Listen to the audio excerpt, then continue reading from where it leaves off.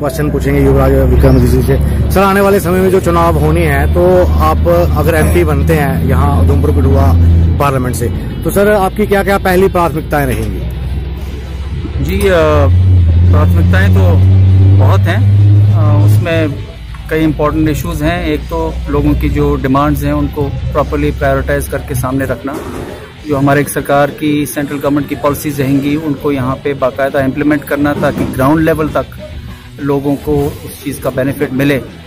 सिर्फ उद्घाटन करने से और वो क्या कहते हैं बड़े बड़े बोर्ड लगाने से कोई बेनिफिट नहीं मिलता लोगों को। ग्राउंड लेवल तक जो स्कीम्स बेनिफिट करेंगी और जो यूपीए 1 और 2 के दौरान की थी लोगों को, वही चीज़ें लाने में पूरा योगदान रहेगा। जैसे मैंने कहा कि एक बहुत बड़ा सोशल इशू है पूरे न केवल जम्मू प्रोविंस में, जम्मू कश्मीर में जो ड्रग्स का मसला है, ये एक ऐसे विषय है जिसके बारे में लोग बहुत कम चर्चा करते हैं, क्योंकि इसके साथ फैमिलीज जुड़ी हुई हैं, लोगों को शर्मिंदगी महसूस होती है, लोग उजड़ जाते हैं और बहुत बहुत बुरे दौर से उनको गुजरना पड़ता है।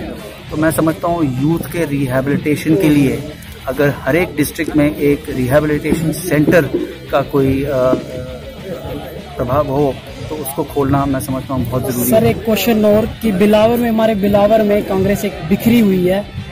एक तरफ एमएलसी बलवीर सिंह जी बिखरे हुए हैं, दोनों एक जैसे कि डॉक्टर मनोहर लाल सिंह जी, दोनों कभी एक साथ एक मंच में कभी नहीं दिखे आज तक। तो उसका क्या रीजन है? आपको ये नहीं लगता कि इससे जो आपकी कांग्रेस पार्टी की जो वो है उम्मीद है वो थोड़ी कम हो रही है? देखिए, जैसे मैंने अभी अपने तकरीर में भी कहा कि जो मेरे परिवार का एक रोल रहा है शुरू से लेकर आज तक, वो लोगों को जोड़ने का रोल रहा है।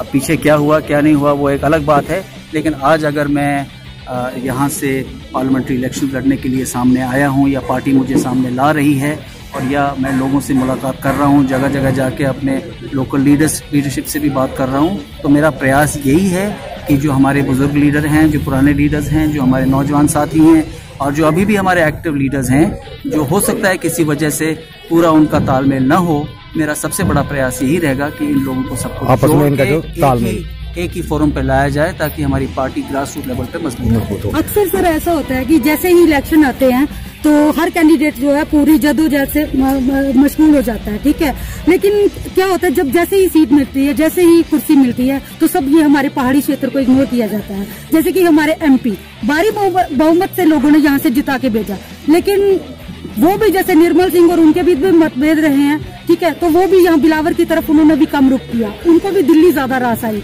तो सर अगर आपको यहाँ से लोग अब एमपी बना के भेजते हैं तो सर क्या आप भी नहीं, ये आपने बहुत अच्छी बात करी। मैं तो कैंडिडेट भी पहली दफा बन रहा हूँ चुनाव के लिए, और अगर भगवान का आशीर्वाद रहा, हमारे लोगों का साथ रहा, तो एमपी भी पहली दफा बनूंगा। तो ये चीज तो यहाँ की पब्लिक जज करेगी मेरे एमपी बनने के बाद।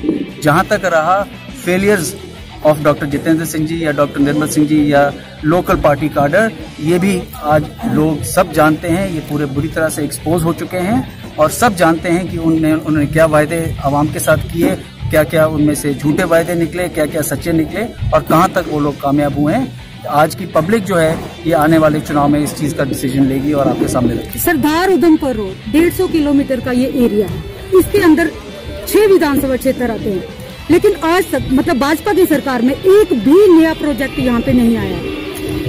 तो अगर आप यहाँ से जीत के जाते हैं तो आप यहाँ पे कोई प्रोजेक्ट, बिल्कुल, ये तो बहुत अफसोस की बात है कि हमारे डिप्टी सीएम यहाँ से रहे, 5 आपके विधायक मिनिस्टर बन के यहाँ से गए और तब भी इस इलाके की डेवलपमेंट नहीं हो पाई। ये बहुत अफसोस की बात है। इस एरिया को प्रायोरिटी में लिया जाएगा, स्पेशली जो इस रोड का आपने जिक्र किया है, यहाँ पे टूरिज्म पोटेंशियल भी बहुत है, इतना सारा कुछ यहाँ पे डेवलप किया जा सकता है, तो इस चीज को हम बिल्कुल प्रायोरिटी में देंगे। ठीक है सर। विकास के लिए इनका कोई संबंध नहीं है। ये लोगों और टीवी रेडियो में देखते हैं, ग्राउंड में लोगों की समस्याओं से बिल्कुल नहीं। तो एक दिवसीय सम्मेलन में पूर्व डिप्टी स्पीकर गुलाम हैदर मलिक भी आए हैं, इनसे भी बात करेंगे।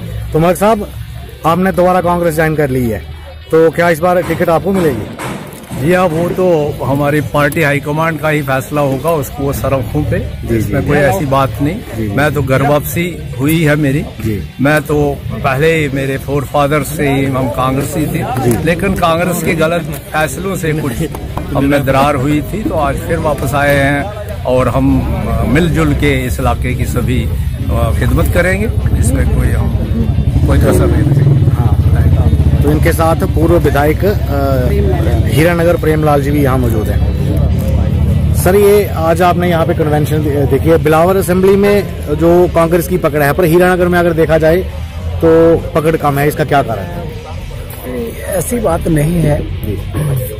एक्चुअली हीरानगर में इस बार कांग्रेस आएगी, बड़े जोर शोर से आएगी और काफी मिलते हैं। एक्चुअली कुछ होती हैं बातें, लेकिन लगता है कि सब ठीक हो जाएगा, बहुत बढ़िया रहेगा। धन्यवाद। तो इस कन्वेंशन में कई जो नेता हैं वो यहाँ पर पहुंचे हैं, तो धन्यवाद।